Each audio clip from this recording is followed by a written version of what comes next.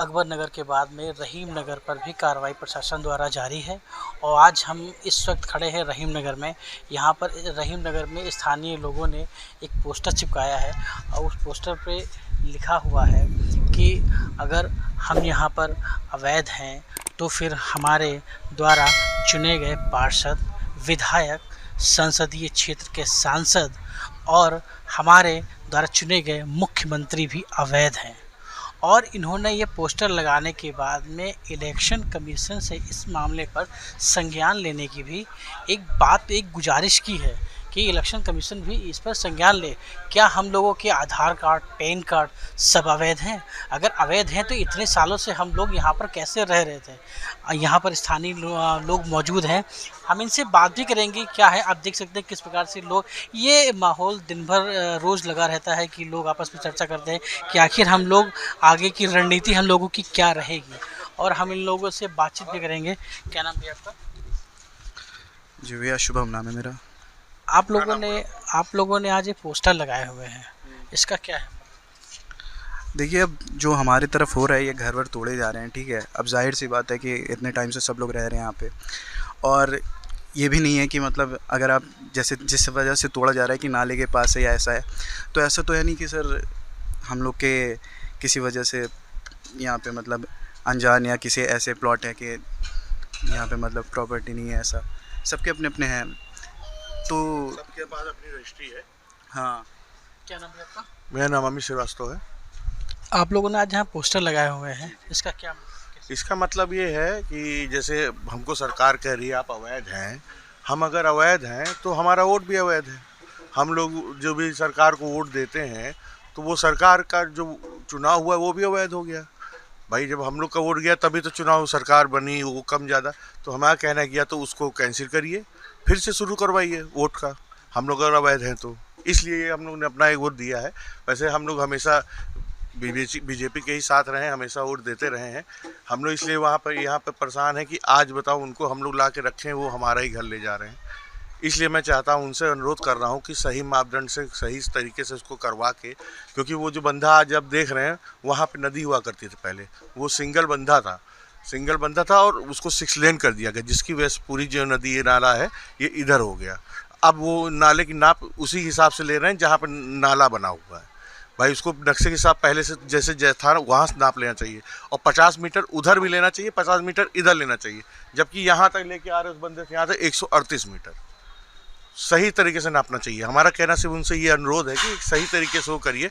अगर हमारा गलत है तो हम उसमें भी आते हैं, अगर गलत नहीं तो उसको सही वो कराइए, सही उसका जांच करवाएं, सही से तरीके से काम करवाएं, किसी को बेघर करने की कोशिश ना करें।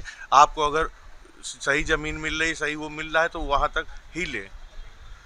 कोशिश करें कि हम लोग को उखाड़ने की कोशिश ना करें। हमेशा यहाँ से बीजेपी जीतती आई है, सभासद भी बीजेपी का है, और यहाँ पे हमेशा बीजेपी जीतती आई है। हम लोग ने हमेशा सपोर्ट किया है। हमारे साथ स्थानीय लोग मौजूद और हैं, और मैं आपसे, सर आपका नाम क्या है?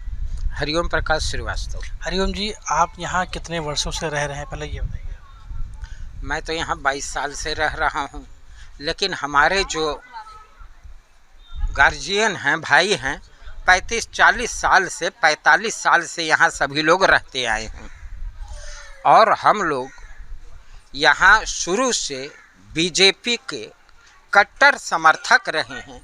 आज हम लोग आहत सिर्फ इसलिए हैं कि माननीय योगी आदित्यनाथ जी का ये कहना कि गरीबों को सताओ मत, उनके ऊपर बुलडोजर मत चलाओ, और गरीबों का पूरा उनको न्याय दिलाओ। आज कंडीशन ये आ गई कि जो कुकरेल नाला रहा है 50 मीटर का, जैसा कि लोग बताते चले आ रहे हैं कि 50 मीटर तक का ये हुआ, उसके आगे जो है अब क्या है, ग्रीन सिटी बन रही है, क्या बन रहा है, 50 की जगह ये कम से कम 150-200 मीटर आगे। तो आप बताइए, आदमी इसी दिन के लिए, और हम आज भी मीडिया के जरिए, पब्लिक के जरिए ये चाहेंगे कि मेरी बात माननीय योगी आदित्यनाथ जी तक पहुँचे, चूँकि वो बहुत सुलझे हुए आदमी हैं। और मैं गुजारिश करूँगा कि बसे हुए को उजाड़ना बहुत आसान है, उजड़े हुए को बसाना बहुत मुश्किल है। सर, आप जब यहाँ आए थे रहने के लिए तो आपने इसी घर से अपने बच्चों की शादी भी की होगी। क्या आपने कभी सोचा था, आपके दिमाग में कभी जहन में आया था कि ये दौर भी देखना पड़ेगा? कभी नहीं, कभी ऐसा आदमी ज़िंदगी में नहीं सोचा था। आज के महंगाई के दौर में आप ये अंदाज़ा लगाइए कि आदमी सुबह से शाम तक निकलता है, 200-400-500 रुपये मिलता है, उसमें रोज़ का जीवन यापन करता है। ये 75, 80, 78 में लोगों ने ले करके बनवा करके अपना आशियाना जिस तरह से बनाया, बनाने के बाद उसमें गुजर बसर कर रहे हैं। अचानक ये फरमान जारी होने के बाद क्या गुजरेगी किसके दिल पर, इस चीज़ का एहसास सभी को है जब से ये आए हैं। अच्छा, शासन प्रशासन की तरफ से जो यहाँ आए, जो हम लोगों के नॉलेज में है, जब भी आए उनके पास एज पर कोई रिकॉर्ड नहीं। जब पब्लिक उनसे, शासन प्रशासन की तरफ से जब पब्लिक के बीच में कोई भी आता है तो उसके पास एज पर रिकॉर्ड कुछ पेपर रहते हैं। कोई पेपर नहीं, आने के बाद सिर्फ निशान लगाना शुरू। और जब पब्लिक उनसे पूछी कि आपके पास कुछ है 50 मीटर 60 मीटर कितना, तो कहे आप सिंचाई विभाग से बात करिए, नगर निगम से बात करिए, आवास विकास से बात करिए, LDA से बात करिए। कोई सेटिस्फाइड आंसर देने को तैयार नहीं है। जब भी आए उनके पास एज पर कोई रिकॉर्ड नहीं। जब पब्लिक उनसे, शासन प्रशासन की तरफ से जब पब्लिक के बीच में कोई भी आता है तो उसके पास एज पर रिकॉर्ड कुछ पेपर रहते हैं। कोई पेपर नहीं, आने के बाद सिर्फ निशान लगाना शुरू।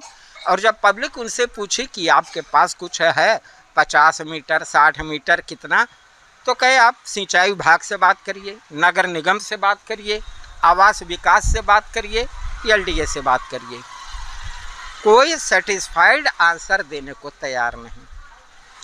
देख रहे हैं कि लोगों की पीड़ा क्या है। कई वर्षों से यहाँ पर रह रहे हैं, लोगों ने अपने इसी घरों से और बच्चों की शादी की, कई सपने देखे और कई सपने देख भी रहे हैं, पर ऐसा लगा कि इन सपनों पर शायद विराम हो। हमारे साथ कुछ युवा भी हैं। क्या नाम है आपका? फैज़ी। जब आपको पता चला कि हमारे घरों पे निशान लग गए हैं, तो आपका क्या था? क्या कभी आपने सोचा था कि कभी ऐसा होगा? ये दौर ऐसा तो कभी ज़िंदगी में भी, सपने में भी नहीं सोच सकते कि ऐसा कुछ हो सकता है। आपके घर पे भी निशान लगा हुआ है? बेशक हमारे घर पे भी निशान लगा है, सामने ही हमारा घर है। और जब ये खबर मुझे मिली थी तो ऐसा लगा था कि पैरों तले मेरे ज़मीन खिसक गई। कुछ समझ नहीं आ रहा था क्या करें, दिमाग पूरी तरह एकदम आउट ऑफ कंट्रोल हो चुका था, समझ नहीं आता क्या करें।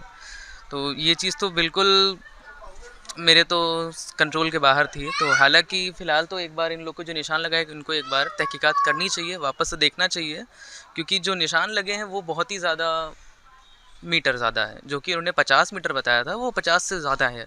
ये 3800-150 के आसपास जा रहा है, जो कि बहुत ही ज़्यादा है। तो प्लीज़ एक बार मेरी तो यही दरख्वास्त रहेगी कि एक बार वापस से जाँच बैठाएँ, एक बार वापस से चेक करें और एक बार वापस से निशान के कार्यक्रम शुरू करें, क्योंकि ये चीज़ तो सही नहीं है।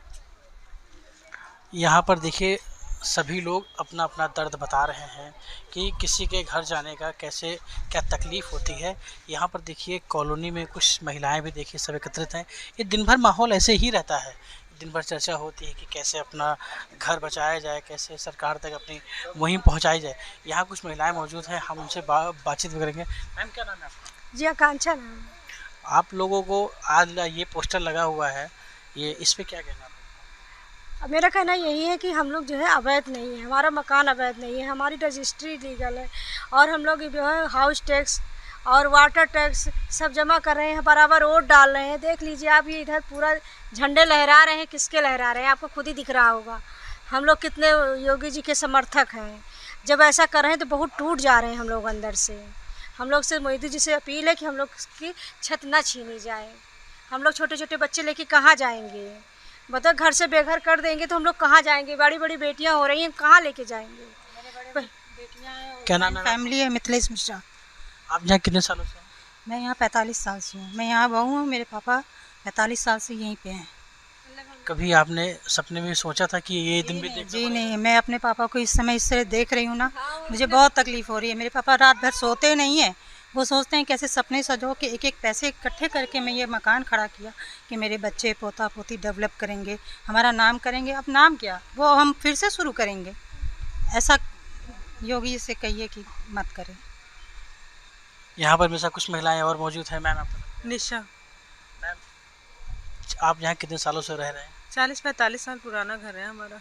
जब हमारे ससुर जी ख़त्म हुए थे, उन्होंने जाते जाते ये कहा था कि तुम लोग जब यहाँ से जाना तो ज़मीन बेच के मत चली जाना, बहुत सोने की ज़मीन है ये, यहीं से मेरी नौकरी हुई, यहीं से मेरे बच्चे हुए, तुम सब मिले, ये बेच के तुम लोग कभी मत जाना, बहुत अच्छा ज़मीन है। आज हम लोग बेच के तो नहीं जा रहे, हमें भगाया जा रहा है। बस हमें सरकार से यही अपील है कि जहाँ बन जा रहा था ये नाला वहीं जाए, अपना रास्ता बढ़ाते हुए ना जाए, रहीम नगर ना साफ़ करें, ये नाला को अपनी जगह पे बंधा हटाएं। वहाँ सबसे बड़ी चीज़ गलती यही हुई है कि वो बंधा बनाया तो नाला खिसकते हुए इधर आ गया।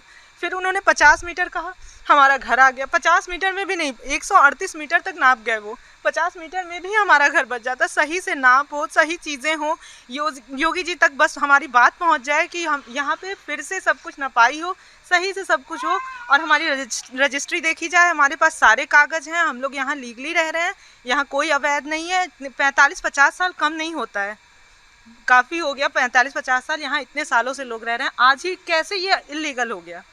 बस यही हमको जानना, उनसे यही अपील है हमको। कोई 40, कोई 30, कोई 50, कोई 60, कई वर्षों से लोग यहाँ पर रह रहे हैं।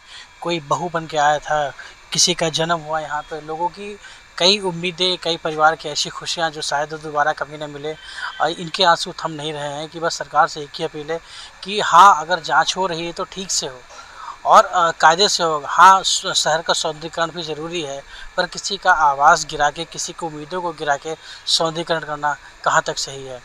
अमर उजाला से कुलदीप सिंह। अगर आप ये वीडियो YouTube पर देख रहे हैं तो हमारे चैनल को सब्सक्राइब करें और बेल आइकन को दबाना ना भूलें। अगर आप Facebook पर ये वीडियो देख रहे हैं तो हमारे पेज को लाइक करें।